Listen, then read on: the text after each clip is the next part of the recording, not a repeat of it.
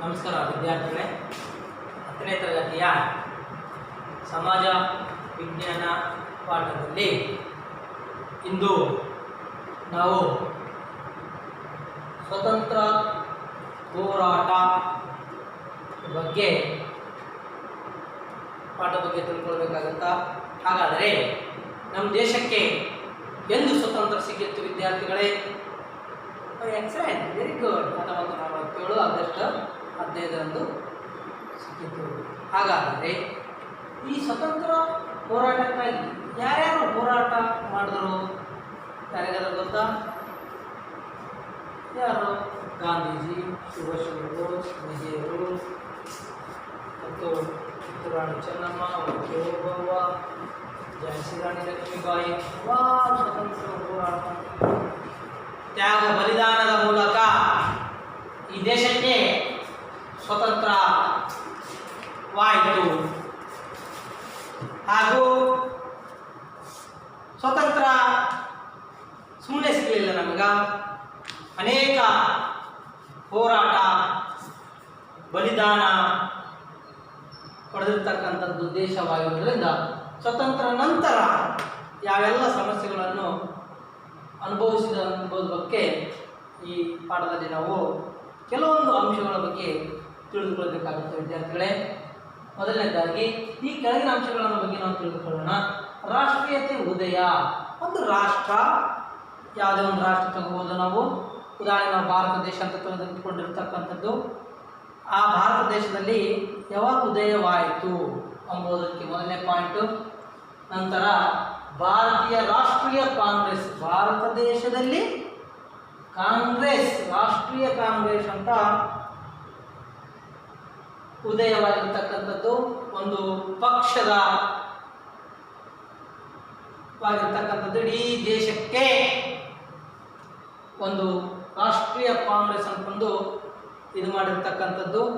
ಭಾರತವು ಒಂದು ಸ್ವತಂತ್ರ ನಂತರ ಈ ರಾಷ್ಟ್ರೀಯ ಕಾಂಗ್ರೆಸ್ ಉದಯವಾಯಿತು ಅಂತ ಹೇಳ್ತಕ್ಕಂಥದ್ದು, ಬಲಿಷ್ಠವಾಗಿ ಬೆಳೀತು ಎಂದು ಹೇಳ್ತಕ್ಕಂಥದ್ದು.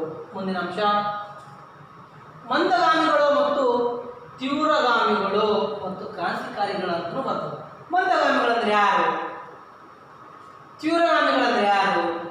ಮತ್ತು ಮುಂದಿನ ಅಂಶ, ಕ್ರಾಂತಿಕಾರಿಗಳ ಬಗ್ಗೆ ಅಧ್ಯಯನ ಮಾಡ್ತಕ್ಕಂಥದ್ದು. ಈ 3-4 ಅಂಶಗಳ ಬಗ್ಗೆ ನಾವು ಒಂದೊಂದಾಗಿ ವಿಸ್ತಾರವಾಗಿ ಅಧ್ಯಯನ ಮಾಡೋಣ. ಮೊದಲನೇದಾಗಿ ರಾಷ್ಟ್ರೀಯ ಉದಯ. ರಾಷ್ಟ್ರೀಯ ಅಂತಂದ್ರೆ ನಮ್ಮದೊಂದು ದೇಶ, ಭಾರತ ದೇಶ. ರಾಷ್ಟ್ರ ಉದಯ ಜನಿಸಿರ್ತಕ್ಕಂಥದ್ದು ಯಾವಾಗ ಅಂತಕ್ಕಂಥದ್ದು. ಇಲ್ಲೇ ಒಂದೊಂದು ಅಂಶಗಳು ನಾವು ಅಧ್ಯಯನ ಮಾಡ್ತಕ್ಕಂಥದ್ದು. ಮೊದಲನೇದಾಗಿ ಸ್ವತಂತ್ರ ಹೋರಾಟ ಭಾರತ ಚರಿತ್ರೆಯಲ್ಲಿ ಅತ್ಯಂತ ಮಹತ್ವಪೂರ್ಣ ಮತ್ತು ಚಲನಶೀಲ ಅಧ್ಯಯನವಾಗಿರ್ತಕ್ಕಂಥದ್ದು.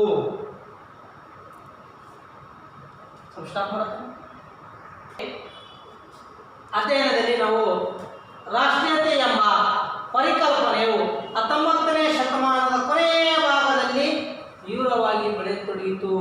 ಇಲ್ಲಿ ನಾವು 19ನೇ ಶತಮಾನ, 5ನೇ ಶತಮಾನ, 6ನೇ ಶತಮಾನ, 7ನೇ ಶತಮಾನ, 8ನೇ ಶತಮಾನ ಅಂತ ಹೇಳ್ತೀವಲ್ಲ, ಆ ರೀತಿಯಾಗಿ 19ನೇ ಶತಮಾನ ಕೊನೆಯ ಭಾಗದಲ್ಲಿ ಅಂದರೆ ನಮ್ಮ 47ರಲ್ಲಿ ಸ್ವತಂತ್ರವಾಯಿತು.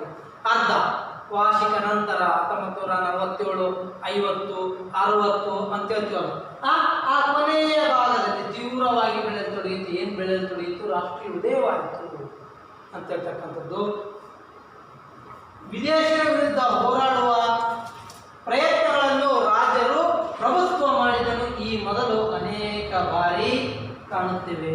ನಾವು ಇದಕ್ಕಿಂತ ಮುಂಚಿತವಾಗಿ 19ನೇ ಶತಮಾನಕ್ಕಿಂತ ಪೂರ್ವದಲ್ಲಿ 1857 ಭಾರತ ಪ್ರಥಮ ಸ್ವಾತಂತ್ರ್ಯ ಸಂಗ್ರಾಮ ಯುದ್ಧವೂ ಆಯಿತು. ಇಡೀ ಇದರಿಂದನೇ ಪ್ರತಿಯೊಂದು ರಾಜರಲ್ಲಿ ಒಂದು ಪ್ರತ್ಯೇಕವಾದ ಮನೋಭಾವನೆ ಬೆಳೆಯಿತು. ಸ್ವತಂತ್ರವಾದ ಸಿದ್ಧಾಂತವನ್ನು ತೆಗೆದುಕೊಂಡಿರ್ತಕ್ಕಂಥದ್ದು. ಮತ್ತು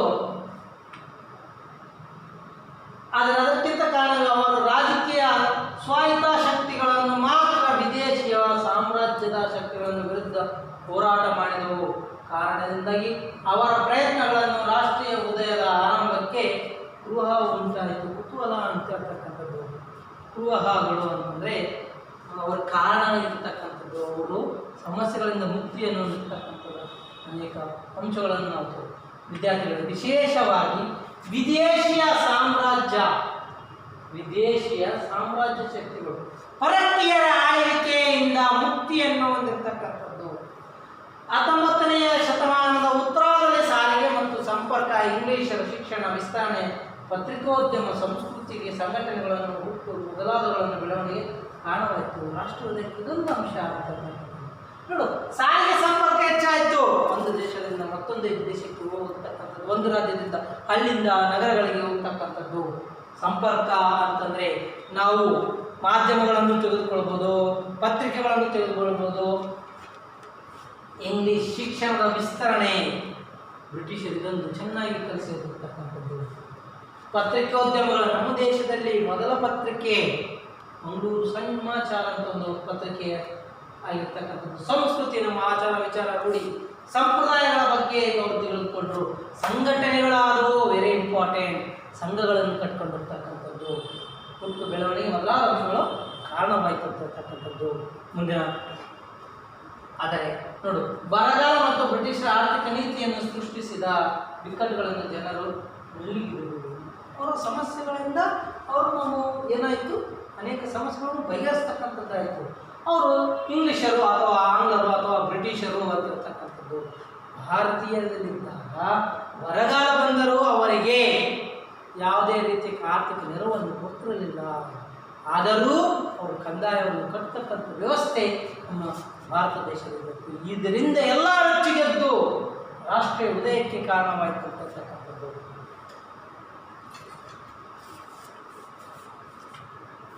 ನೋಡ್ರಿ, ಇದರ ಪರಿಣಾಮವಾಗಿ ಬ್ರಿಟಿಷರ ವಿರುದ್ಧ ಆಕ್ರೋಶವನ್ನು ಭಾರತೀಯರು ವ್ಯಕ್ತಪಡಿಸಲು ಆರಂಭಿಸಿದರು.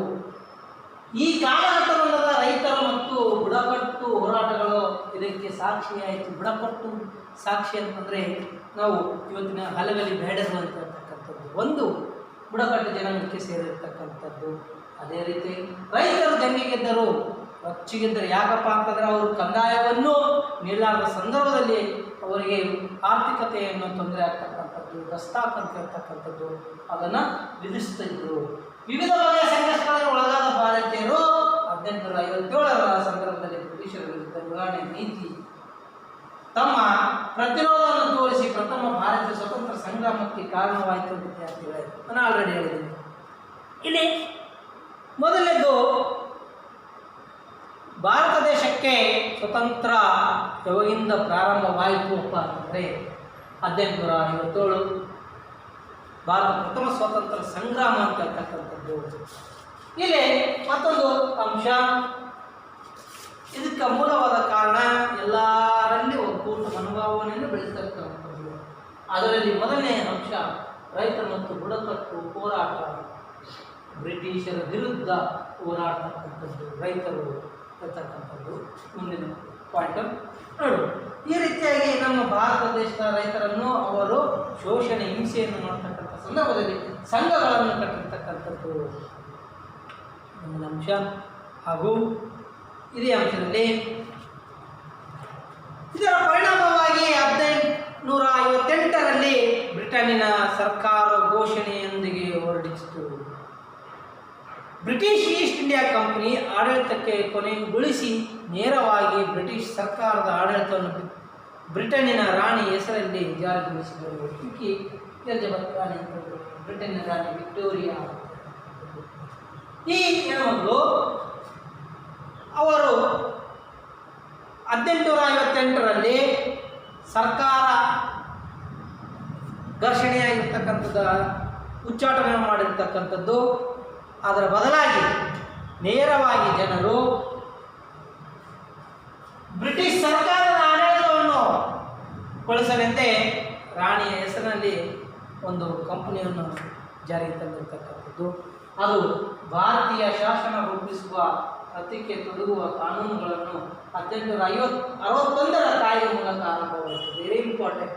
ನಮ್ಮ ಭಾರತ ದೇಶಕ್ಕೆ ಸಂವಿಧಾನವನ್ನು ತಂದಿರತಕ್ಕಂಥದ್ದು ಒಂದು ಅಂಶ ಇದನ್ನಾಗಿರ್ತಕ್ಕಂಥದ್ದು. ಭಾರತೀಯ ಶಾಸನ ರೂಪಿಸಲು ಅಂದಿಂದಲೇ ಭಾರತ ದೇಶಕ್ಕೆ ಒಂದು ಪ್ರತ್ಯೇಕ ರಾಷ್ಟ್ರ ಹೋಗ್ತಕ್ಕಂಥ ಅಂಶವನ್ನು ಇವರು ತೋಡಿರ್ತಕ್ಕಂಥದ್ದು ವಿದ್ಯಾರ್ಥಿಗಳು. ಹಾಗೂ ಇಲ್ಲಿ ಇದಲ್ಲದೆ ಪರಿಣಾಮವಾಗಿ ಇಂಗ್ಲಿಷನ್ನು ಕಲಿತು ಹೊಸ ವಿದ್ಯಾವಂತರ ವರ್ಗದ ರಾಷ್ಟ್ರೀಯತೆ ಪರಿಕಲ್ಪನೆಯನ್ನು ಸೃಷ್ಟಿಸುವಂತ ಮತ್ತು ಜನರ ಜೊತೆ ಹಂಚಿಕೊಳ್ಳುವ ಪ್ರಯತ್ನವನ್ನು ಮಾಡಿದ್ದರಿಂದ ರಾಷ್ಟ್ರೀಯತೆ ಒಂದು ಆಶಯವಾಗಿ ಸ್ಪಷ್ಟ ರೂಪವನ್ನು ಪಡೆಯಿತಕ್ಕಂಥದ್ದು. ಇದರ ನಂತರ ಒಟ್ಟಾರೆ ಭಾರತ ದೇಶಕ್ಕೆ ಒಂದು ರಾಷ್ಟ್ರೀಯತೆ ಉದಯವಾಯಿತು ಅಂತಲೂ ಹೇಳ್ತಕ್ಕಂಥದ್ದು. ಇದರ ಮುಂದುವರಿತ ರೂಪವೇ ರಾಷ್ಟ್ರೀಯ ಕಾಂಗ್ರೆಸ್ ಉದಯವಾಗಿರ್ತಕ್ಕಂಥದ್ದು.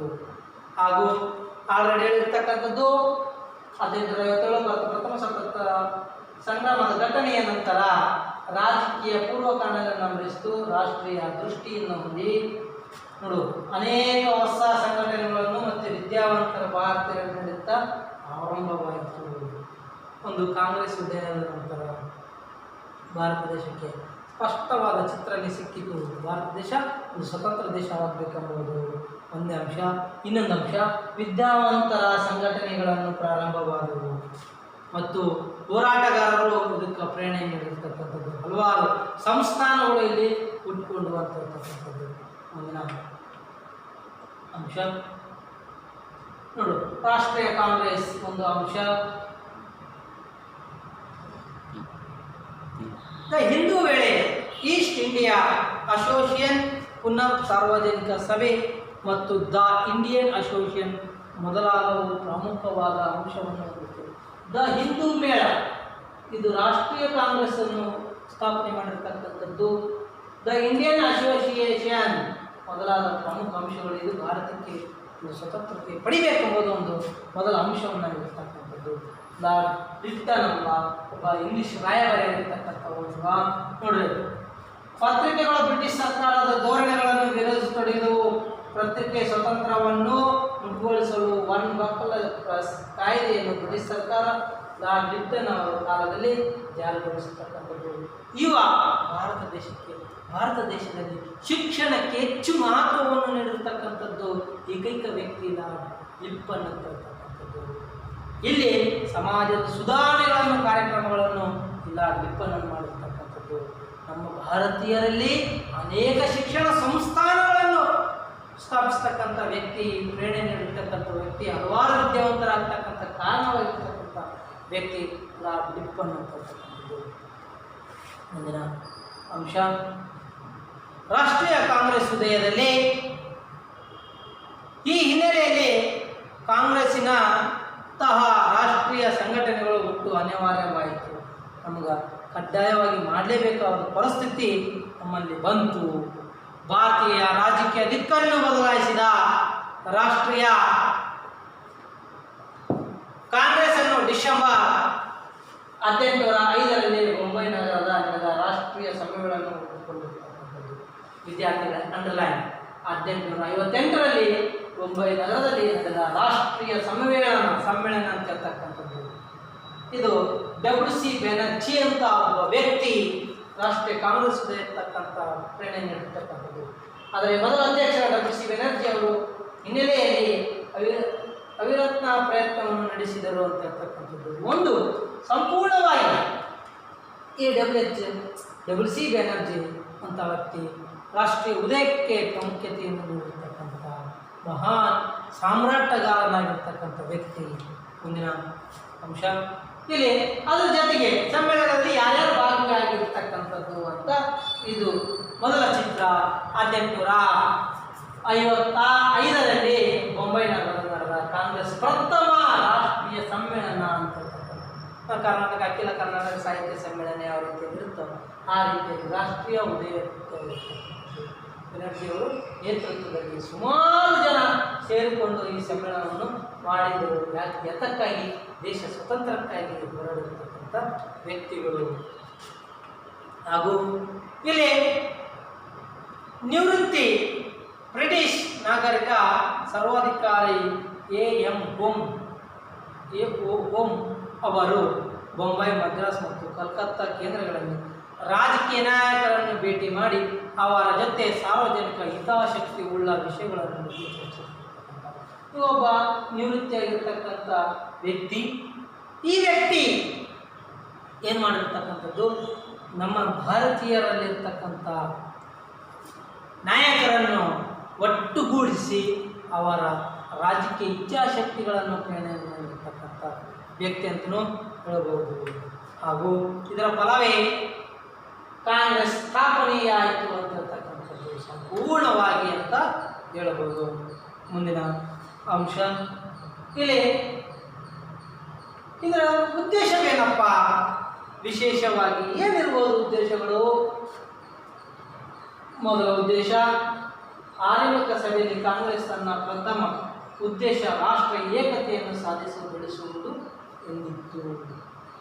ಇಡೀ ಸಂಪೂರ್ಣವಾಗಿ ಅಖಂಡ ಭಾರತವನ್ನು ನಿರ್ಮಾಣ ಮಾಡತಕ್ಕಂಥದ್ದು, ರಾಷ್ಟ್ರೀಯತೆಯನ್ನು ಏಕತೆಯನ್ನು ಬೆಳೆಸ್ತಕ್ಕಂಥ, ಸಾಧಿಸ್ತಕ್ಕಂಥ, ಸಾಧನೆಯನ್ನು ಬೆಳೆಸ್ತಕ್ಕಂಥ ಪ್ರಾಮುಖ್ಯತೆಯನ್ನು ಹೊಂದಿರತಕ್ಕಂಥದ್ದು ಮೊದಲನೇ ಅಂಶ. ಅದರಲ್ಲಿ ಸಾಮಾಜಿಕವಾಗಿ ಮತ್ತು ಸಾಂಸ್ಕೃತಿಕವಾಗಿ ಬಹುಮುಖ ಧೋರಣೆಗಳನ್ನು ಹೊಂದಿದ ಭಾರತ ಅವುಗಳಲ್ಲಿ ಏಕತೆಯನ್ನು ಸಾಧಿಸಲು ಹಂತ ಹಂತವಾಗಿ ಪ್ರಯತ್ನಿಸಿತು.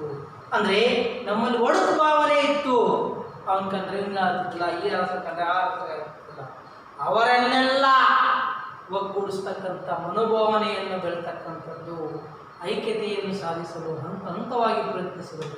ಈ ಕಾಲಘಟ್ಟ ರಾಷ್ಟ್ರೀಯ ನಾಯಕರ ಬಗ್ಗೆ ಬದ್ಧತೆಯನ್ನು ಹೊಂದಿತ್ತು ಅಂತಕ್ಕಂಥದ್ದು ಮುಂದಿನ ಅಂಶ. ಇಲ್ಲಿ ದೇಶೀಯ ಭಾಷೆಯ ಪತ್ರಿಕೆಯನ್ನು ಪ್ರಕಟಿತವಾದವು.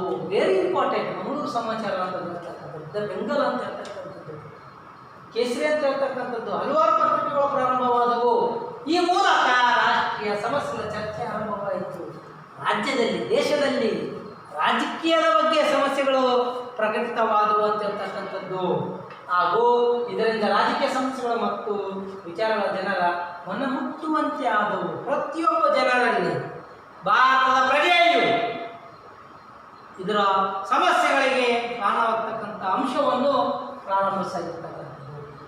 ಭಾರತೀಯ ರಾಷ್ಟ್ರೀಯ ಕಾಂಗ್ರೆಸ್ನ ಬಲವರ್ಧನವನ್ನು ಗಮನಿಸಿ ಬ್ರಿಟಿಷ್ ಮತ್ತು ಒಡೆದು ಆಳುವ ನೀತಿಯನ್ನು ಜಾರಿಗೆ ತಂದರು. ವೆರಿ ಇಂಪಾರ್ಟೆಂಟ್ ವಿದ್ಯಾರ್ಥಿಗಳು. ಈ ಬ್ರಿಟಿಷರು ತಮ್ಮ ಒಡೆದು ಆಳುವ ನೀತಿಯಿಂದ ಜಾರಿಗೆ ತಂದಿರತಕ್ಕಂಥ ಅನೇಕ ಅಂಶಗಳು ಇಲ್ಲಿ ಪ್ರಾಮುಖ್ಯತೆಯಾಗಿರ್ತಕ್ಕಂಥದ್ದು. ಏನಪ್ಪ ಒಂದು ವಿಚಾರ ಇಲ್ಲಿ ಒಡೆದಾಳುವ ನೀತಿ. ಇದರಲ್ಲಿ ಮೊದಲನೇದಾಗಿ ಸಹಾಯಕ ಸೈನ್ಯ ಪದ್ಧತಿ ಜಾರಿಗೆ ತಂದರು, ದತ್ತು ಮಕ್ಕಳಿಗೆ ಉತ್ತರಾಧಿಕಾರ ಜಾರಿಗೆ ತಂದರು. ಹೀಗೆ ಹಲವಾರು ಉದಾಹರಣೆ. ಮತ್ತು ಕಂದಾಯದಲ್ಲಿ 1/3 ಭಾಗದ ಅಂಶವನ್ನು ಜಾರಿಗೆ ತಂದರು. ಈ ರೀತಿಯಾಗಿ ಒಡೆದಾಳು ನೀತಿಯನ್ನು ರಾಜರ ನಡುವೆ ಗಲಭೆಯನ್ನು ಮಾಡತಕ್ಕಂಥದ್ದು. ಒಡೆದಾಳು ನೀತಿಯಿಂದ ಭಾರತೀಯರು ಅದನ್ನು ಒಟ್ಟುಗೂಡಿಸುವಂತೆ ರಾಷ್ಟ್ರೀಯ ಕಾಂಗ್ರೆಸ್ ಪ್ರೇರಣೆಯಾಯಿತು. ಹಿಂದೂ ಮುಸ್ಲಿಂ ಬೇರ್ಪಡಿಸುವ ರಾಜಕೀಯ ತಂತ್ರಗಾರಿಕೆಯನ್ನು ಜಾರಿಯಲ್ಲಿ ತರುವ ಪ್ರಯತ್ನ ಆರಂಭವಾಯಿತು.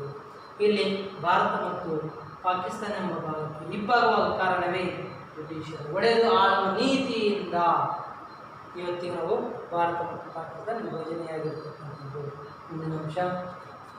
ಆದರೂ ಭಾರತ ರಾಷ್ಟ್ರೀಯ ಕಾಂಗ್ರೆಸ್ ರಾಷ್ಟ್ರೀಯ ವಿಚಾರಗಳು ಸಂಬಂಧಪಟ್ಟಂತೆ ರಚನಾತ್ಮಕವಾದ ಕಾರ್ಯತಂತ್ರವನ್ನು ರೂಪಿಸಿದರು. ರಚನಾತ್ಮಕ ಕಾರ್ಯ ಸಿದ್ಧಾಂತವನ್ನು ಅವರು ಜಾರಿಗೊಳಿಸಿರ್ತಕ್ಕಂಥದ್ದು ಮುಂದಿನ ಅಂಶ. ಇಲ್ಲಿ 19ನೇ ಶತಮಾನದ ಕೊನೆಯ ಭಾಗದಲ್ಲಿ ಭಾರತೀಯ ರಾಷ್ಟ್ರೀಯ ಕಾಂಗ್ರೆಸ್ನಲ್ಲಿ ರಾಜಕೀಯ ಭಿನ್ನಮತವನ್ನು ಕಾಣಿತವಾಯಿತು. ಏಕಪ್ಪ ಅಂತಂದರೆ ಭಾರತ ಮತ್ತು ಪಾಕಿಸ್ತಾನ ನಂತರ ವಿಭಜನೆಯಾದ ನಂತರ 19ನೇ ಶತಮಾನದಲ್ಲಿ ರಾಷ್ಟ್ರೀಯ ಕಾಂಗ್ರೆಸ್ ರಾಜ್ಯವು ವಿಭಾಗವಾಯಿತು, ಭಿನ್ನಮತವನ್ನು ಕಾಣಿಸಿಕೊಂಡವು. ಇದರಲ್ಲಿ ನಮ್ಮಲ್ಲಿರ್ತಕ್ಕಂಥ ಎಷ್ಟೋ ಕಾಂಗ್ರೆಸ್ಸಿನ ಸದಸ್ಯತ್ವವು ವಿಭಾಗವಾದವು ಅಂತಕ್ಕಂಥದ್ದು. ಕಾರ್ಯತಂತ್ರ ನಂಬಿಕೆಯನ್ನು ಸದಿದ್ದಕವಾಗಿ ಮತ್ತು ಹೋರಾಟಗಳನ್ನು ಮಾಡುವುದರಲ್ಲಿ ಸಲುವಾಗಿ ಅವರು ಮಂದಗಾಮಿಗಳನ್ನು ಮತ್ತು ತೀವ್ರಗಾಮಿಗಳನ್ನು ಮತ್ತು ಕ್ರಾಂತಿಕಾರಿಗಳಂತಂದು 3 ಭಾಗಗಳನ್ನು ಹುಟ್ಟುಕೊಂಡಿರ್ತಕ್ಕಂಥದ್ದು ಮುಂದಿನ ಅಂಶ. ಮತ್ತೊಂದು ವಿಶೇಷವಾಗಿ ಮೊದಲನೇದಾಗಿ ಮಂದಗಾಮಿಗಳ ಬಗ್ಗೆ ರಾಷ್ಟ್ರೀಯ ಉದಯತೆ. ಇದರಿಂದ ಮಂದಗಾಮಿಗಳು, ಕ್ರಾಂತಿಕಾರಿಗಳು ಮತ್ತು ತೀವ್ರಗಾಮಿಗಳೆಂಬ 3 ಭಾಗಗಳನ್ನು ಆಗಿರ್ತಕ್ಕಂಥದ್ದು. ಮೊದಲನೇ ಅಂಶ ಮಂದಗಾಮಿಗಳ ಬಗ್ಗೆ ನಾವು ತಿಳಿದುಕೊಳ್ಳೋಣ. ಒಟ್ಟಾರೆ ಉದ್ದೇಶ ಒಂದೇ ಇತ್ತು, ಆದರೆ ರೀತಿ ಬೇರೆ ಮೂವರದ್ದು. ನೋಡು, ಸಾಂಪ್ರದಾಯಿಕವಾಗಿ ಭಾರತೀಯ ರಾಷ್ಟ್ರೀಯ ಕಾಂಗ್ರೆಸ್ ಆರಂಭದ 20 ವರ್ಷಗಳನ್ನು ಮಂದಗಾಮಿ ಯುಗ ಎನ್ನುತ್ತಾರೆ. ವಿದ್ಯಾರ್ಥಿಗಳ ಅಂಡರ್ಲೈನ್ 1 ಮಾರ್ಕ್ಸ್ ಕ್ವಶನ್ ಇದು ಕೇಳ್ತಾನ. ಏನಪ್ಪ ಮಂದಗಾಮಿಗಳಂದ್ರೆ ಯಾರಂತೂ ಕೇಳ್ಬೋದು, ಅಥವಾ ಮಂದಗಾಮಿ ಯುಗ ಎಂದರೆ ಏನಂತ ಕೇಳ್ಬೋದು. ಸಾಂಪ್ರದಾಯಿಕವಾಗಿ ಭಾರತೀಯ ರಾಷ್ಟ್ರೀಯ ಕಾಂಗ್ರೆಸ್ ಆರಂಭದ 20 ವರ್ಷಗಳನ್ನು ಈ ಮಂದಗಾಮಿ ಯುಗವನ್ನು ಎನ್ನುತ್ತಾರೆ. ಅವರು ಭಾರತೀಯ ರಾಷ್ಟ್ರೀಯ ಕಾಂಗ್ರೆಸ್ ಅನ್ನು 20 ವರ್ಷಗಳ ಕಾಲ ಆಳ್ವಿಕೆ ಮಾಡಿರ್ತಕ್ಕಂಥದ್ದು. ಅದು ಒಂದೇ ಉದ್ದೇಶವಾಗಿತ್ತು. ಆಮೇಲೆ ಭಾರತ ಮತ್ತು ಪಾಕಿಸ್ತಾನ ವಿಭಜನೆ ಆದ ನಂತರ ಹಲವಾರು ಭಾಗಗಳನ್ನು ನಿರ್ಮಿಸಿದ್ವಲ್ಲ, ಅದು 20 ವರ್ಷಗಳಾಗಿರೋದ್ರಿಂದ ಇದನ್ನು ಮಂದಯುಗ ಅಂತ ಹೇಳ್ತಾರೆ. ಯಾರಪ್ಪ ಮಂದಗಾಮಿಗಳು, ಯಾರು ಅಂತ ಹೇಳ್ತಕ್ಕಂಥದ್ದು ಮುಂದಿನ ಅಂಶ ಇಲ್ಲಿ ನೋಡಿ. ಮಂದಗಾಮಿಗಳು WC ಬ್ಯಾನರ್ಜಿ, MG ರಾನಡೆ, ಸುರೇಂದ್ರನಾಥ್ ಬ್ಯಾನರ್ಜಿ, ದಾದಾಬಾಯಿ ನವರಂಜಿ, ಗೋಪಾಲಕೃಷ್ಣ ಗೋಖರೆ ಇವರನ್ನು ಪ್ರಮುಖ ಮಂದಗಾಮಿಗಳನ್ನು ಗುರುತಿಸಬಹುದಾಗಿದೆ. ಯಾರ್ಯಾರು? ಇದು 2 ಮಾರ್ಕ್ಸ್ ಅಥವಾ 1 ಮಾರ್ಕ್ಸ್ ಕೇಳ್ತಾರೆ ವಿದ್ಯಾರ್ಥಿಗಳು. ಯಾವುದಾದರೂ ಬಹುವಾಹಿಕದಲ್ಲಿ ಆದರೂ ಕೇಳ್ಬೋದು, ಒಂದಾಂಕದಲ್ಲಿ ಆದ್ರೂ ಕೇಳ್ಬೋದು ವಿದ್ಯಾರ್ಥಿಗಳು. ಮತ್ತೊಂದು ಸತಿ ಕೇಳಿಕೊಳ್ಳಿ. ಮಂದಗಾಮಿಗಳೆಂದರೆ ನಾಯಕರು WC ಬ್ಯಾನರ್ಜಿ, MG ರಾನಡೆ, ಸುರೇಂದ್ರನಾಥ್ ಬ್ಯಾನರ್ಜಿ, ದಾದಾಬಾಯಿ ನವರಂಜಿ, ಗೋಪಾಲಕೃಷ್ಣ ಗೋಖರೆ ಇವರು ಅವರ ಚಿತ್ರ ಸಮೇತ ತೋರಿಸೋಣ ನೋಡಿ. ಮುಂದಿನ ಅಂಶ ಮೊದಲನೇದಾಗಿ ನಾನು WC ಬ್ಯಾನರ್ಜಿ, MG ರಾನಡೆ, ಸುರೇಂದ್ರನಾಥ್ ಬ್ಯಾನರ್ಜಿ ಅಂತ ಹೇಳ್ತಕ್ಕಂಥದ್ದು ಇವೆಲ್ಲ ವ್ಯಕ್ತಿಗಳು. ಮತ್ತು ಮುಂದಿನ ನೋಡು ದಾದಾಬಾಯಿ ನವರಂಜಿ ಮತ್ತು ಗೋಪಾಲಕೃಷ್ಣ ಗೋಖರೆ ಅಂತ ವ್ಯಕ್ತಿಗಳು. ಇವು 5 ಜನ ಮತ್ತು ಮತ್ತೊಬ್ಬ ಅಂಶಗಳ ಬಗ್ಗೆ ನಾವು ಇಲ್ಲಿ ತೆಗೆದುಕೊಳ್ಳಿ. ಇವಾಗ ಮಂದಗಾಮಿಗಳಂತ ರಾಷ್ಟ್ರೀಯ ಕಾಂಗ್ರೆಸ್ ಆಯಿತು, ಅದು ಭಾಗ ಆಯಿತು. ಆದರೆ ಮಂದಗಾಮಿಗಳ ಬೇಡಿಕೆ ಏನಿತ್ತು? ಇವರು ಸರ್ಕಾರಕ್ಕೆ, ಬ್ರಿಟಿಷ್ ಸರ್ಕಾರಕ್ಕೆ ಅವರ ಧೋರಣೆಯನ್ನು ಎತ್ತಿಡುವಂತೆ ಅವರು ತೋರಿಸ್ತಕ್ಕಂಥ ಈ ಕೆಲಸ ಇವರು ಮಾಡಿರ್ತಕ್ಕಂಥದ್ದು. ಯಾವ ರೀತಿ ಮಾಡಿದ್ರು ನೋಡಪ್ಪ. ಇವರು ಮಂದಗಾಮಿಗಳು ಬ್ರಿಟಿಷ್ ಆಳ್ವಿಕೆ ಮತ್ತು ನ್ಯಾಯಪರತ ನಂಬಿಕೆಯನ್ನು ಬಿಟ್ಟಿದ್ದರು. ಈ ವಿದ್ಯಾರ್ಥಿಗಳೇ ಇವರು ನಾಯಕರು ಬ್ರಿಟಿಷ್ ಸರ್ಕಾರದ ಮೇಲೆ, ಆಳ್ವಿಕೆಯ ಮೇಲೆ, ನ್ಯಾಯಪರತ್ವದ ಮೇಲೆ ಇವರು ಮಂದಗಾಮಿಗಳು ನಂಬಿಕೆ ಇಟ್ಟಿದ್ದರು. ಅದು ಹಸಿಗುಸಿದರು ಅಂತ ಹೇಳ್ತಕ್ಕಂಥದ್ದು ಗೊತ್ತಾಗಿಲ್ಲ. ಸಂವಿಧಾನ ಚೌಕಟ್ಟಿನೊಳಗೆ ಪ್ರಾರ್ಥನೆ ಮತ್ತು ಮಾನವೀಯಗಳ ಮೂಲಕ ತಮ್ಮ ಬೇಡಿಕೆಗಳನ್ನು ಸರ್ಕಾರದ ಮುಂದಿಟ್ಟುಕೊಂಡರು. ನೋಡ್ರಿ ವಿದ್ಯಾರ್ಥಿಗಳೇ, ಸಂವಿಧಾನದ ಚೌಕಟ್ಟಿನೊಳಗೆ ಪ್ರಾರ್ಥನೆ ಮಾನವೀಯಗಳ ಮೂಲಕ ತಮ್ಮ ಬೇಡಿಕೆಗಳನ್ನು ಸರ್ಕಾರದ ಮುಂದಿಟ್ಟರು. ಸರ್ಕಾರ ಪಾರ್ಲಿಮೆಂಟಿನಲ್ಲಿ, ಶಾಸನ ಸಭೆಯಲ್ಲಿ ಅವರ ಬೇಡಿಕೆಗಳನ್ನೆಲ್ಲ ಏನು ಮಾಡಿದ್ರು? ಅವರು ಮುಂದಿಟ್ಟರು, ಧೋರಣೆ ಮಾಡ್ತಕ್ಕಂಥದ್ದು. ಮಂದಗಳ ಜನರಲ್ಲಿ ರಾಜಕೀಯ ಎಚ್ಚರವನ್ನು ತರುವ ಪ್ರಯತ್ನವನ್ನು ಮಾಡಿದರು. ಅವರು ಕೇವಲ ಹೇಳ್ತಕ್ಕಂಥದ್ದು, ಮಾಡ್ತಕ್ಕಂಥದ್ದು ಮಾಡಿದರು. ಇವರು ಭಾರತೀಯರನ್ನು ಸೋಲಬೇಕೆಂಬ ನ್ಯಾಯವನ್ನು ಕುರಿತು ಸಭೆಗಳನ್ನು ನಡೆಸಿ ಚರ್ಚಿಸಿ ಸರ್ಕಾರಕ್ಕೆ ಮನವಿಗಳನ್ನು ಸಲ್ಲಿಸುತ್ತಿದ್ದರು. ಕೇವಲ ಅವರು ಪತ್ರಗಳ ಮೂಲಕ, ಲೆಟರ್ ಮೂಲಕ ನಾವು ಮನವಿಯನ್ನು ಮಾಡ್ತಕ್ಕಂಥ ವ್ಯವಸ್ಥೆ ಇಲ್ಲಿ ಇತ್ತು ಹೊರತು ಬೇರೆ ಏನಿರಲಿಲ್ಲ. ಇವರು ಮಂದಗಾಮಿಗಳ ಬೇಡಿಕೆಗಳು ಅಂತ ಹೇಳ್ತಕ್ಕಂಥ ವಿದ್ಯಾರ್ಥಿಗಳು. ಮತ್ತೊಂದು ಅಂಶ, ಈಗ ಮಂದಗಾಮಿಗಳ ಬೇಡಿಕೆಯಲ್ಲಿ ದೇಶದ ಕೈಗಾರಿಕೆ ಅಭಿವೃದ್ಧಿ ಮಾಡುವುದು ಮತ್ತು ಸೈನಿಕ ವೆಚ್ಚ ಕಡಿಮೆ ಮಾಡುವುದು. ಬ್ರಿಟಿಷ್ ಸೈನ್ಯ ವೆಚ್ಚವನ್ನು ಭಾರತೀಯರು ಭರಿಸಬೇಕಾಗಿತ್ತು, ಸ್ಥಳೀಯ ಅರಸರೇ ಭರಿಸಬೇಕಾಗಿತ್ತು. ಉತ್ತಮ ಶಿಕ್ಷಣ ಕೊಡುವುದಾಗಿತ್ತು. ಭಾರತ ದೇಶದ ಜನರಿಗೆ ಉತ್ತಮವಾದ ಶಿಕ್ಷಣ ನೀಡತಕ್ಕಂಥದ್ದು ಹಕ್ಕು, ಬಾನು ಹಕ್ಕೆಂದು ಘೋಷಿಸತಕ್ಕಂಥದ್ದು ಮಂದಗಾಮಿಗಳು. ಬಡತನ ಆಗುವ ಅಧ್ಯಯನ ಮತ್ತು ಪರಿಹಾರ ಕಾರ್ಯಕ್ರಮಗಳನ್ನು ಬ್ರಿಟಿಷ್ ಸರ್ಕಾರ ಕೈಗೊಳ್ಳಬೇಕೆಂದು ಒತ್ತಾಯಿಸಿದರು. ನಮ್ಮ ಭಾರತ ದೇಶದಲ್ಲಿ ಬಡತನದ ಬಗ್ಗೆ ಅವರು ಎಚ್ಚರಿಕೆಯನ್ನು ನೀಡಿರ್ತಕ್ಕಂಥದ್ದು, ಅದರ ಕ್ರಮಗಳನ್ನು, ಪರಿಹಾರ ಉಪಾಯಗಳನ್ನು, ಯಾವುದೇ ಒಂದು ಸಮಸ್ಯೆ ಇದ್ದರೆ ಅದಕ್ಕೆ ಪರಿಹಾರ ಉಪಾಯ ಖಂಡಿತವಾಗಿರುತ್ತದೆ ಅಂತ ಇರ್ತಕ್ಕಂಥದ್ದು. ಇವು ಮೊದಲಾದ ಬೇಡಿಕೆಗಳನ್ನು ಸರ್ಕಾರದ ಮುಂದಿಟ್ಟರು. ಬ್ರಿಟಿಷರು ಆಳ್ವಿಕೆಯಿಂದ ದುಷ್ಪರಿಣಾಮಗಳು ಪಟ್ಟ ಮೊದಲನೇ ಬಾರಿಗೆ ಮಂದಗಾಮಿಗಳು ಕುಲಂಕುಷವಾಗಿ ಅವಲೋಕಿಸುವ ಪ್ರಯತ್ನವನ್ನು ಮಾಡಿದರು.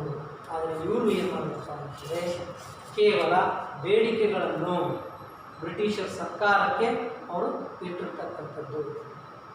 ಹಾಗೂ ಮುಂದಿನ ಅಂಶ ಇಲ್ಲಿ ದಾದಾಬಾಯಿ ನವರಂಜಿ ಅವರು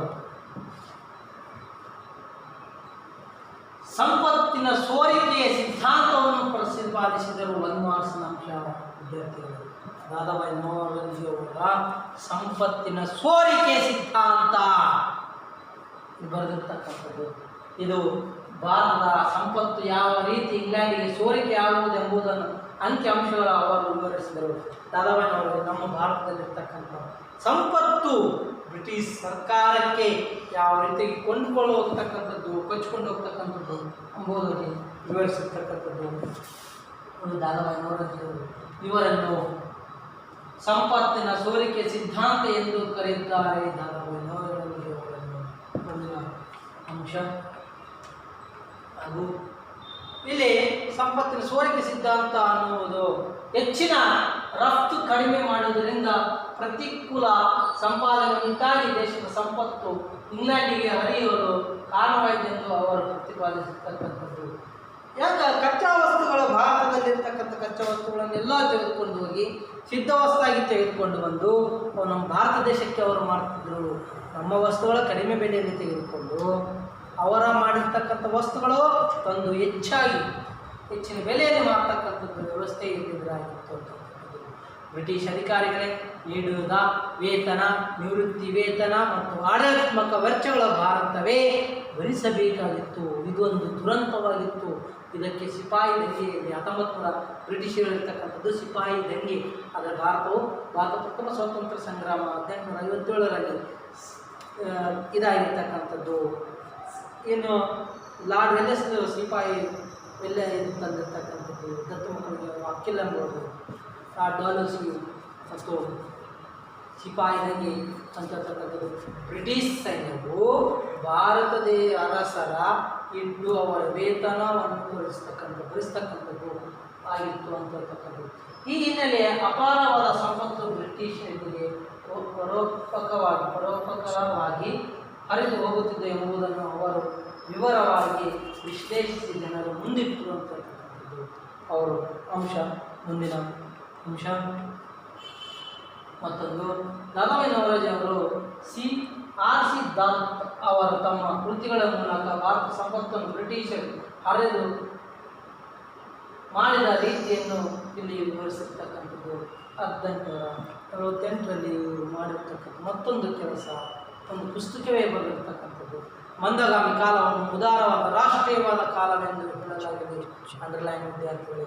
ಇಲ್ಲಿ 1885ರಿಂದ 1905ರವರೆಗೂ ನಡೆಯುವ ಕಾಲಘಟ್ಟ ಮಂದಗಾಮಿ ಯುಗ ಎಂದು ಚರಿತ್ರೆಯಲ್ಲಿ ಗುರುತಿಸಲಾಗಿದೆ. ಇಡೀ ಸಮಾಜವನ್ನೇ ಗುರುತಿಸಿರ್ತಕ್ಕಂಥದ್ದು ಇದು ಒಂದು ಮಂದಗಾಮಿಗಳ ಯುಗ ಅಂತ ಹೇಳ್ತಕ್ಕಂಥದ್ದು.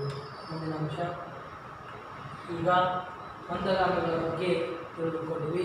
ಹಾಗಾದರೆ ಈಗ ತೀವ್ರವಾದಿಗಳು ಮಂದಗಾಮಿಗಳು ಕೇವಲ ಬೇಡಿಕೆಗಳನ್ನು ಮುಂದಿಟ್ಟರು, ಆದರೆ ಇವರು ಆ ರೀತಿಯಾಗಿಲ್ಲ. ತೀವ್ರವಾದಿಗಳು ಏನು ಮಾಡೋದಪ್ಪ, ಇವ್ರ ಬೇಡಿಕೆಗಳು ಎಲ್ಲ ಬೇಡಿಕೆಗಳು ಒಂದೇ ಆಗಿತ್ತು. ಭಾರತ ದೇಶಕ್ಕೆ ಸ್ವತಂತ್ರತೆ ಪಡೆಯಬೇಕು, ಅವರ ನಮ್ಮ ಸ್ವತಂತ್ರವನ್ನು ತೆಗೆದುಕೊಂಡು ನಮ್ಮ ಆಡಳಿತವನ್ನು ನಾವೇ ನಡೆಸಿಕೊಳ್ಬೇಕೆಂಬುದಿತ್ತು. ಆದರೆ ಇವರು ತೀವ್ರವಾದಿಗಳ ರೀತಿ ಬೇರೆ ಇದ್ದವು ಅಂತ. ಮುಂದಿನ ಅಂಶ. ಮಂದಗಾಮಿಗಳು ಬ್ರಿಟಿಷರ ಒಳಗಿನ ಮೃದು ಧೋರಣೆಯನ್ನು ಕಾಂಗ್ರೆಸ್ನವರಲ್ಲೇ ಅತೃಪ್ತವಾಗಿ ಇನ್ನೊಂದು ಗುಂಪೆ ಇವರನ್ನು ರಾಜಕೀಯ ಭಿಕ್ಷಕರೆಂದು ಕರೆದರು. ಇವರು ತೀವ್ರವಾದಿಗಳು. ಇವರು ಮಂದಗಾಮಿಗಳನ್ನು ಇವರು ಹೇಳಿರ್ತಕ್ಕಂಥದ್ದು ರಾಜಕೀಯ ಭಿಕ್ಷಕರೆಂದು ಮಂದಗಾಮಿಗಳನ್ನು. ಆದರೆ ಮಂದಗಾಮಿ ಮೃದು ಧೋರಣೆಯನ್ನು ಟೀಕೆ ಮಾಡುತ್ತಾ ತೀವ್ರವಾದ ನಿಲುವುಗಳನ್ನು ಪ್ರತಿರೋಧಿಸುತ್ತಾ ಬಂದು ಮನವು ತೀವ್ರವಾದಿಗಳೆಂದು ಗುರುತಿಸಲಾಗುತ್ತದೆ. ಇವರು ಏನು ಮಾಡಿದಪ್ಪ ಅಂದರೆ ಮಂದಗಾಮಿಗಳ ಧೋರಣೆಯನ್ನು ಟೀಕಿಸುತ್ತಾ ಬ್ರಿಟಿಷರ ವಿರುದ್ಧವಾಗಿ ತೀವ್ರವಾದ ಪರಿಕಲ್ಪನೆಯನ್ನು ಕೊಂಡಿರ್ತಕ್ಕಂಥದ್ದು ಅಂತ ಹೇಳ್ತಕ್ಕಂಥದ್ದು. ಯಾರಪ್ಪ ಅವರು? ಮುಂದಿನ ಅಂಶ. ತೀವ್ರವಾದಿಗಳು ಯಾರು? ಅರವಿಂದ್ ಘೋಷ್, ಬಿಪಿನ್ ಚಂದ್ರಪಾಲ್, ಲಾಲ್ ಲಜಪತ್ ರಾಯ್, ಬಾಲ್ ಗಂಗಾಧರ್ ತಿಲಕ್ ಮೊದಲಾದ ಪ್ರಮುಖವರು. ಇವರು ಸಂವಿಧಾನದ ಕಾಯ್ದೆಗಳ ಮೂಲಕ ಭಾರತೀಯರ ಶಾಸನ ಸಭೆಗೆ ನಾಮನಿರ್ದೇಶನ ಮಾಡುವ ಮೂಲಕ ಮಹದಾಯ ಪ್ರಕಾರ ಮಾಡುತ್ತೇವೆ ಎಂಬ ಬ್ರಿಟಿಷರ ಧೋರಣೆಯನ್ನು ಬಲವಾಗಿ ವಿರೋಧಿಸಿದರು. ಅವರು ಬಲವಾಗಿ ವಿರೋಧಿಸಿದರು. ಅವರ ಮೇಲೆ ತೀವ್ರವಾಗಿ ಒತ್ತಡವನ್ನು ತರ್ತಕ್ಕಂಥ ಕೆಲಸವನ್ನು ಇವರು ತೀವ್ರವಾದಿಗಳು ಮಾಡಿರ್ತಕ್ಕಂಥದ್ದು ಅಂತ ಹೇಳ್ತಕ್ಕಂಥದ್ದು. ಈ 4 ಜನ ವಿದ್ಯಾರ್ಥಿಗಳ ಈ ಭಾಗವನ್ನು ಗೊತ್ತಿಲ್ಲ. ಲಾಲ್ ಲಜಪತ್ ರಾಯ್, ಬಿಪಿನ್ ಚಂದ್ರಪಾಲ್, ಅರವಿಂದ್ ಘೋಷ್ ಎಂಬ ವ್ಯಕ್ತಿಗಳು. ಮುಂದಿನ ಇವರು ಅರವಿಂದ್ ಘೋಷ್, ಬಿಪಿನ್ ಚಂದ್ರಪಾಲ್ ಮತ್ತು ಯಾರು ಲಾಲ್ ಲಜಪತ್ ರಾಯ್, ಬಾಲ್ ಗಂಗಾಧರ್ ತಿಲಕ್, ಈ 4 ಜನ ವ್ಯಕ್ತಿಗಳು ತೀವ್ರವಾದಿಗಳೆಂದೇ ಗುರುತಿಸಿರ್ತಕ್ಕಂಥದ್ದು. ಮುಂದಿನ ಅಂಶ ನೋಡಿ, ಬಂಗಾಳ ವಿಭಜನೆ. ಇಲ್ಲಿ ವೆರಿ ಇಂಪಾರ್ಟೆಂಟ್. ಭಾರತ ದೇಶದಲ್ಲಿ ಬಂಗಾಳ ವಿಭಜನೆ ಮಾಡತಕ್ಕಂಥದ್ದು ಸಂದರ್ಭದಲ್ಲಿ ಬಂಗಾಳ ತೀವ್ರ ಸ್ವಲ್ಪ ಬ್ರಿಟನ್ನ ವಿರೋಧ ಭಾವನೆಯನ್ನು ಮತ್ತು ಚಟುವಟಿಕೆಗಳನ್ನು ಕೇಂದ್ರವಾಗಿತ್ತು. ಇವನು ಲಾರ್ಡ್ ಕನೋಜ್ ಎಂಬ ವ್ಯಕ್ತಿ ಇದು ಬಂಗಾಳ ವಿಭಜನೆ ಮಾಡಲು ಪ್ರಾರಂಭಿಸಿದರು. ಇದನ್ನು ಹತ್ತಾಕಲೆಂದೇ ವೈಸರಾಯ ಲಾರ್ಡ್ ಕನೋಜ್ ಆಡಳಿತಾತ್ಮಕ ನೆಪವನ್ನು ಮುಂದಿಟ್ಟುಕೊಂಡು ವೈಸರಾಯ ಲಾರ್ಡ್ ಕನೋಜ್ ಬಂಗಾಳ ವಿಭಜನೆ ಯೋಜನೆಯನ್ನು ರೂಪಿಸಿದನು. ಒಂದು ಭಾರತದಿಂದ ವಿಭಜನೆ ಮಾಡತಕ್ಕಂಥದ್ದು ಮಾಡೋದನ್ನು ಒಡೆದು ಆಳುವ ನೀತಿಯಿಂದ. ಮುಂದಿನ ಅಂಶ ನೋಡಿ, ವಾಸ್ತವವಾಗಿ ಬಂಗಾಳದ ಪ್ರಾಂತ್ಯವು ಹಿಂದೂ ಮತ್ತು ಮುಸ್ಲಿಂ ಸಮುದಾಯಕ್ಕೆ ಹೊಂದಿರತಕ್ಕಂಥದ್ದು, ಸಾಂಪ್ರದಾಯಿಕ ಸಮರ್ಥತೆಯನ್ನು ಹೊಂದಿತ್ತು ಅಂತ ಹೇಳ್ತಕ್ಕಂಥದ್ದು. ಆದರೆ ಇಲ್ಲಿ ನಮ್ಮ ತೀವ್ರವಾದಿಗಳು ಏನು ಮಾಡೋದಪ್ಪ? ಮುಂದಿನ ಅಂಶ ಇಲ್ಲಿ ಬಂಗಾಳ ಅಂತ ಹೇಳ್ತಕ್ಕಂಥದ್ದು ಇದು ಭಾರತದಿಂದ ವಿಭಜನೆ ಮಾಡ್ತಕ್ಕಂಥದ್ದು 1905ರಲ್ಲಿ ಮಾಡಿದ್ರೆ 1911ರಲ್ಲಿ ಮತ್ತು ಪುನಃ ಭಾರತ ದೇಶಕ್ಕೆ ಇನ್ನು ಸೇರಿಸ್ತೀವಿ ಅಂತ ಹೇಳ್ತಕ್ಕಂಥದ್ದು. ಮುಂದಿನ ಅಂಶ ಇಲ್ಲಿ ಬಂಗಾಳ ವಿಭಜನೆ ಪೂರ್ವ ಭಾಗದಲ್ಲಿ ಮುಸ್ಲಿಮರು ಹಾಗೂ ಪಶ್ಚಿಮದಲ್ಲಿ ಹಿಂದೂಗಳು ಹೆಚ್ಚಾಗಿದ್ದರು. ಪೂರ್ವದಲ್ಲಿ ಮುಸ್ಲಿಮರು, ಪಶ್ಚಿಮದಲ್ಲಿ ಹಿಂದೂಗಳಾಗಿ ಇರತಕ್ಕಂಥದ್ದು. ಜನಗಣತಿ ವರದಿಯಿಂದ ಈ ಅಂಶಗಳನ್ನು ತಿಳಿದು ಬ್ರಿಟಿಷರು ಸರ್ಕಾರವು ಈ ಪ್ರಾಂತದ ಭೌಗೋಳಿಕ ವೈಷಮ್ಯತೆಯನ್ನು ನೆಪವಾಗಿಸಿಕೊಂಡು ಬಂಗಾಳವನ್ನು 1905ರಲ್ಲಿ ವಿಭಜನೆ ಮಾಡಿದರು. ಲಾರ್ಡ್ ಕನೋಜ್ ಎಂಬ ವೈಸರಾಯ ಇದು ಬಂಗಾಳ ವಿಭಜನೆ ಮಾಡಿದರು. ಪೂರ್ವ ಮತ್ತು ಪಶ್ಚಿಮ ಭಾಗವನ್ನು 2 ಒಡೆದು ಆಳುವ ನೀತಿಯಿಂದ. ಆದರೆ ಹೀಗೆ ಸಮುದಾಯಗಳ ನಡುವೆ ಗೊಂದಲವನ್ನು ಉಂಟು ಮಾಡಿ ಸ್ವತಂತ್ರ ಹೋರಾಟದ ತೀವ್ರತೆಯನ್ನು ತಗ್ಗಿಸುವ ಸಂಚನ್ನು ರೂಪಿಸಿದರು. ಇದನ್ನು ಕುತಂತ್ರ ಅಂತಕ್ಕಂಥದ್ದು ವಿದ್ಯಾರ್ಥಿಗಳೇ. ಯಾವ ರೀತಿಯಾಗಿ ಒಟ್ಟಾಗಿದ್ದರೆ, ಬಲವಾಗಿ ಇದ್ದರೆ, ಜನಸಂಖ್ಯೆ ಹೆಚ್ಚಾಗಿದ್ದರೆ ಅಲ್ಲಿ ಅವ್ರಿಗೆ ಶಕ್ತಿ ಬರ್ತದೆ. ಅವರನ್ನು ಒಂದೊಂದು ಶಕ್ತಿಯನ್ನು ಕಡಿಮೆ ಮಾಡತಕ್ಕಂಥ ವ್ಯವಸ್ಥೆಯನ್ನು ಇವರು ಒಡೆದು ಆಳುವ ನೀತಿಯನ್ನು ಪ್ರಾರಂಭಿಸಿದರು. ಅಪ್ಪಿತಪ್ಪಿ 1857 ಭಾರತ ಪ್ರಥಮ ಸ್ವತಂತ್ರ ಸಂಗ್ರಾಮಕ್ಕೆ ಎಲ್ಲ ರಾಜರು ಒಟ್ಟಾಗಿ ಹೋರಾಡಿದರೆ ಇಂದಿನ ದಿನದಲ್ಲಿ 100 ವರ್ಷದ ಹಿಂದೆ ನಾವು ಸ್ವತಂತ್ರವನ್ನು ಪಡೆದಿರತಕ್ಕಂಥದ್ದು. ಬ್ರಿಟಿಷರು ಒಡೆದು ಆಳುವ ನೀತಿಯಿಂದ ಇದು ಪ್ರಾರಂಭವಾಯಿತು ಅಂತ ಹೇಳ್ತಕ್ಕಂಥದ್ದು. ಮುಂದ ಅಂಶ ನೋಡು, ಬ್ರಿಟಿಷರು ಒಡೆದು ಆಳುವ ನೀತಿಯ ಪ್ರತಿಕಾರವಾದ 1905ರಲ್ಲಿ ಬಂಗಾಳದ ವಿಭಜನೆ ಭಾರತೀಯ ರಾಷ್ಟ್ರೀಯ ಕಾಂಗ್ರೆಸ್ ವಿರೋಧಿಸಿತು. ಆದರೆ ಬಂಗಾಳಿ ಭಾಷೆ ಮುಸ್ಲಿಂ ಮತ್ತು ಹಿಂದೂಗಳು ಸಂಪ್ರದಾಯಕ್ಕೆ ಒಗ್ಗೂಡಿಸುವ ಶಕ್ತಿಯ ಪರಿಣಮಿಸಿತು. ಹಿಂದೂ ಮುಸ್ಲಿಮರ ಸಂಪ್ರದಾಯದ ನಡುವೆ ವೈವಿಧ್ಯತೆಯನ್ನು ಸಾಧಿಸಲು ರಕ್ಷಾ ಬಂಧನ ಕಾರ್ಯಕ್ರಮವನ್ನು ಹಮ್ಮಿಕೊಂಡರು ಭಾರತೀಯರು. ಇದು ಭಾರತೀಯರು ಹಿಂದೂ ಮುಸ್ಲಿಂ ಬಾಯಿ ಎಂಬುದು ಒಂದು ಸಂದೇಶವನ್ನು ಕೊಡುವುದಕ್ಕಾಗಿ ರಕ್ಷಾ ಬಂಧನ ಕಾರ್ಯಕ್ರಮವನ್ನು ಮಾಡಿರತಕ್ಕಂಥದ್ದು. ಮುಂದಿನ ಅಂಶ ನೋಡು, ಬಂಗಾಳ ವಿಭಜನೆ ವಿರೋಧ ದೇಶದಂಥ ಪ್ರತಿರೋಧಗಳನ್ನು ವ್ಯಕ್ತವಾಯಿತು. ಇಡೀ ಭಾರತ ದೇಶಕ್ಕೆಲ್ಲ ಇದು ಸಂಪರ್ಕವಾಯಿತು ಅಂತ ಹೇಳ್ತಕ್ಕಂಥದ್ದು. ಮುಂದಿನ ಅಂಶ ಇಲ್ಲಿ ವಿಶೇಷವಾಗಿ ಏನಪ್ಪ ಅಂತಂದರೆ ಪ್ರತಿರೋಧವು ಒಂದು ಬಗೆಯ ಸ್ವದೇಶಿಯ ಚಳವಳಿಯನ್ನು ಆರಂಭಿಸಿದರು. ಇಲ್ಲಿ ಯಾರಪ್ಪ ಗೋಪಾಲಕೃಷ್ಣ ಗೋಖಲೆ ಅಂತ ಹೇಳ್ತಕ್ಕಂಥ ವ್ಯಕ್ತಿ ಏನು ಮಾಡ್ತಾ, ಅವ್ರು ಬಂಗಾಳ ವಿಭಜನೆ ಮಾಡಿದ್ರೆ ನಾವು ಸ್ವದೇಶಿಯ ವಸ್ತುಗಳನ್ನು ಬಹಿಷ್ಕರಿಸುತ್ತೇವೆ, ಇದನ್ನು ದೇಶಾದ್ಯಂತ ಕೊಂಡೊಯ್ಯ ತೀವ್ರವಾದಿಗಳು ಮಾಡಿರ್ತಕ್ಕಂಥದ್ದು. ವಿದೇಶಿಯ ವಸ್ತುಗಳು ಮತ್ತು ಅದನ್ನು ಪ್ರೋತ್ಸಾಹಿಸುವ ಸಂಸ್ಥಾನಗಳನ್ನು ಬಹಿಷ್ಕರಿಸಲು ಸ್ವದೇಶಿ ಆಂದೋಲನವನ್ನು ಕರೆ ನೀಡಿದರು. ವಿದೇಶಿ ವಸ್ತುಗಳು ಬಹಿಷ್ಕರಿಸಿ ಸ್ವದೇಶಿಯ ವಸ್ತುಗಳಿಗೆ ಪ್ರೇರಣೆ ನೀಡಿರ್ತಕ್ಕಂಥದ್ದು, ಮಹತ್ವತೆಯನ್ನು ಎತ್ತಿ ತೋರಿಸ್ತಕ್ಕಂಥದ್ದು ಇಡೀ. ಅದರಿಂದ ಮುಂದಿನ ನೋಡಿ, ನಾವು ಯಾವುದೇ ರೀತಿ ವಿದೇಶಿಯ ವಸ್ತುಗಳಿಗೆ ಮಾತ್ರ ಪ್ರಾಮುಖ್ಯತೆಯನ್ನು ನೀಡಬೇಕು ಎಂಬುದು ಕಾಣವಾಗಿರ್ತಕ್ಕಂಥದ್ದು. ಮುಂದಿನ ಅಂಶ ಇಲ್ಲಿ ಸ್ವದೇಶಿಯ ವಸ್ತುಗಳನ್ನು ಬಳಸುವಂತೆ ಅವರ ಭಾರತೀಯರನ್ನು ಪ್ರೇರಣೆ ನೀಡಿರ್ತಕ್ಕಂಥದ್ದು, ಸಭೆಗಳನ್ನು ಮಾಡಿರ್ತಕ್ಕಂಥದ್ದು ವಿದ್ಯಾರ್ಥಿಗಳಿಗೆ. ಭಾರತೀಯ ತೀವ್ರ ಪ್ರತಿಭಟನೆ ಹಿನ್ನೆಲೆಯಲ್ಲಿ ಬಂಗಾಳ ವಿಭಜನೆ 1911ರಲ್ಲಿ ಬ್ರಿಟಿಷ್ ಸರ್ಕಾರ ಹಿಂಪಡೆಯಿತು. 1905ರಲ್ಲಿ ಲಾರ್ಡ್ ಕನೋಜ್ ಎಂಬ ವ್ಯಕ್ತಿ ಭಾಗ ಮಾಡಿದರೆ ಮತ್ತೆ ತಿರ್ಗಾ 1911ರಲ್ಲಿ ಬ್ರಿಟಿಷ್ ಸರ್ಕಾರ ಇದನ್ನು ಹಿಂಪಡಿತು, ಮತ್ತೆ ಒಂದಾಗಿ ಮಾಡಿತು ಅಂತಕ್ಕಂಥದ್ದು ಈ ನಮ್ಮ ನೀತಿಯ ನಿಯಮಗಳಿಂದ ಅಂತಕ್ಕಂಥದ್ದು. ಮುಂದಿನ ಅಂಶ ಇಲ್ಲಿ ಕ್ರಾಂತಿಕಾರಿಗಳು ಮಂದಗಾಮಿಗಳಾಗಿರ್ತಕ್ಕಂಥ ಬಾಲಗಂಗಾಧರ ತಿಲಕ್ ಅವರು. ಇವರು ಏನು ಮಾಡಿದ್ರಪ್ಪ? ತಿಲಕರು ಸ್ವಗ್ರಾಮದ ನನ್ನ ಜನ್ಮಸಿದ್ಧ ಹಕ್ಕು, ಸ್ವರಾಜ್ಯ ನನ್ನ ಜನ್ಮಸಿದ್ಧ ಹಕ್ಕು ಅಂತ ಹೇಳ್ತಕ್ಕಂಥ ಸ್ವರಾಜ್ಯ ನನ್ನ ಜನ್ಮಸಿದ್ಧ ಹಕ್ಕು ಎಂದು ಹುಡುಗಿರ್ತಕ್ಕಂಥವರು ತೀವ್ರತೆಯನ್ನು ಘೋಷಿಸುವ ಮೂಲಕ ಬಹುಸಂಖ್ಯಾತ ಭಾರತೀಯರ ಮನದಾಳ ಭಾವನೆಯನ್ನು ಹೊರಹಾಕಿದರು ವಿದ್ಯಾರ್ಥಿಗಳು. ಮತ್ತೆ ಅಂಶ ನೋಡು, ಸಂಪೂರ್ಣ ಸ್ವರಾಜ್ಯ ಪಡೆಯುವ ತೀವ್ರವಾದಿಗಳ ಗುರಿಯಾಗಿತ್ತು. ಎಲ್ಲರ ಗುರಿ ಒಂದೇ ಆಗಿತ್ತು. ಆದರೆ ಇವರು ತಿಲಕರು ಏನು ಮಾಡಿದಪ್ಪ? ಸಂಪೂರ್ಣವಾಗಿ ಜನ್ಮಸಿದ್ಧ ಹಕ್ಕು ನಂದು ಅಂತ ಹೇಳಿದರು. ಮುಂದಿನ ಅಂಶ ಇಲ್ಲಿ ಅವರು ಸ್ವತಂತ್ರ ಹೋರಾಟಕ್ಕೆ ಜನಸಾಮಾನ್ಯರ ಸಂಘಟನೆಗಳನ್ನು ಪ್ರಯತ್ನ ಮಾಡಿದರು. ಹೀಗೆ ಈ ಹಿನ್ನೆಲೆಯಲ್ಲಿ ಧಾರ್ಮಿಕ ಚಳವಳಿಗಳ ಮೂಲಕ ಜನರನ್ನು ಸಂಘಟಿಸುವ ಬ್ರಿಟಿಷ್ ವಿರೋಧ ಹೋರಾಟ ಅವರನ್ನು ಸಜ್ಜುಗೊಳಿಸುವಂತೆ ಆಯಿತು ಅಂತಕ್ಕಂಥದ್ದು. ಇದು ಸಭೆಗಳಲ್ಲಿ ಅವರು ತಿಲಕ್ ಅವರು ಹುಡುಗಿರ್ತಕ್ಕಂಥದ್ದು. ಇದು ನಮ್ಮ ದೇಶ, ನಮ್ಮ ಹಕ್ಕು, ಸಂಪೂರ್ಣವಾಗಿ ನಾವು ಪಡೆದಿರ್ತಕ್ಕಂಥ ಜವಾಬ್ದಾರಿಯನ್ನು ಹೊಂದಿದ್ದೇವೆ, ನೀವು ಯಾರು ನಮ್ಮನ್ನು ಪ್ರಶ್ನೆ ಮಾಡತಕ್ಕಂಥದ್ದು ಸಭೆಯಲ್ಲಿ ಅವರು ಪ್ರಶ್ನಿಸತಕ್ಕಂಥದ್ದು. ಮುಂದಿನ ನೋಡು, ಆ ಉದ್ದೇಶದಿಂದಲೇ ನಮ್ಮಲ್ಲಿ ಗಣೇಶ ಮತ್ತು ಶಿವಾಜಿ, ದುರ್ಗಾ ಮೊದಲಾದ ಉತ್ಸವಗಳನ್ನು ಜಯಂತಿಗಳ ಮೂಲಕ, ಇದರ ಉದ್ದೇಶ ಒಂದೇ, ಗಣೇಶ, ಶಿವಾಜಿ ಮತ್ತು ದುರ್ಗಾ ಮೊದಲಾದ ಉತ್ಸವಗಳನ್ನು ಜನರನ್ನು ಸೇರಿಸಿ ಅವರ ನಮ್ಮ ವಿಚಾರವನ್ನು ತಿಳಿಸಲೆಂದೇ ಇವರು ಬಾಲಗಂಗಾಧರ ತಿಲಕ್ ಅವರು ಏನು ಮಾಡಿರ್ತಕ್ಕಂಥದ್ದು ಈ ಉತ್ಸವಗಳಿಗೆ ಚಾಲನೆಯನ್ನು ನೀಡಿರ್ತಕ್ಕಂಥದ್ದು ಅಂತಲೂ ಹೇಳ್ಬೋದು. ಈ ಸಭೆಗಳ ಮೂಲಕ ನಾವು ಉತ್ಸಾಹ ದುರ್ಗಗಳ ಮೂಲಕ ಜನರಲ್ಲಿ ಸಂದೇಶವನ್ನು ರವಾನಿಸಲೆಂದೇ ನಮ್ಮ ಬೇಡಿಕೆ ಪ್ರತಿ ಜನರಿಗೆ ಮನದಟ್ಟುವಂತೆ ಮಾಡತಕ್ಕಂಥ ಕಾರ್ಯಕ್ರಮಗಳು ಆಗಿರ್ತಕ್ಕಂಥದ್ದು ವಿದ್ಯಾರ್ಥಿಗಳಿಗೂ.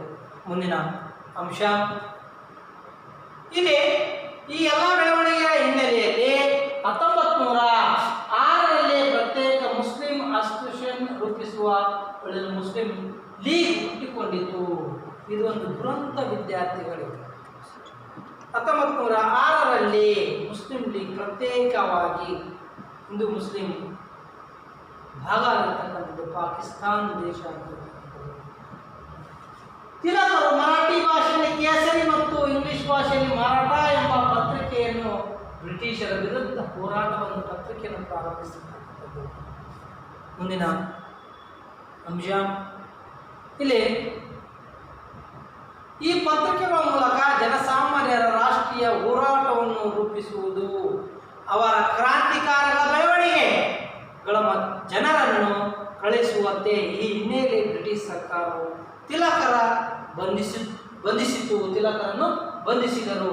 ಜೈಲಿನಲ್ಲಿ ಈ ಸಂದರ್ಭದಲ್ಲಿ ಸದುಪಯೋಗಪಡಿಸಿಕೊಂಡಂತ ಈ ತಿಲಕರು ಗೀತಾ ರಹಸ್ಯ ಎಂಬ ಗ್ರಂಥ ರಚಿಸಿದರು. ಸ್ವತಂತ್ರ ಹೋರಾಟಕ್ಕೆ ಮತ್ತಷ್ಟು ತೀವ್ರತೆಯನ್ನು ತಂದುಕೊಂಡಿರ್ತಕ್ಕಂಥ ಒಂದು ಪ್ರೇರಣೆಯನ್ನು ಮಾಡಿರ್ತಕ್ಕಂಥದ್ದು.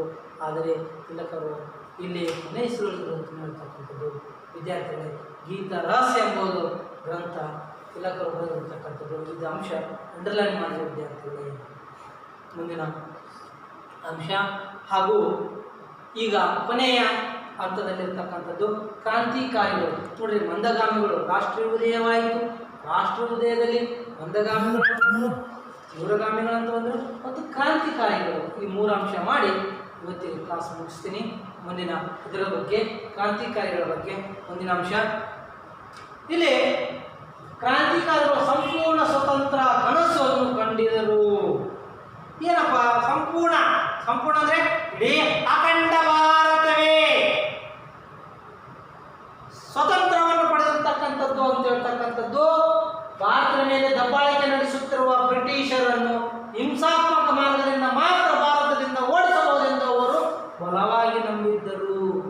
ಹಿಂಸೆಗೆ